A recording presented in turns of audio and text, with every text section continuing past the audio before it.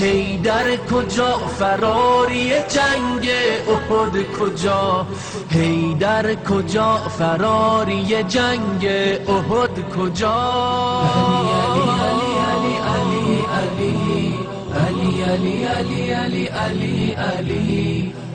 علی علی علی علی علی علی علی علی علی علی علی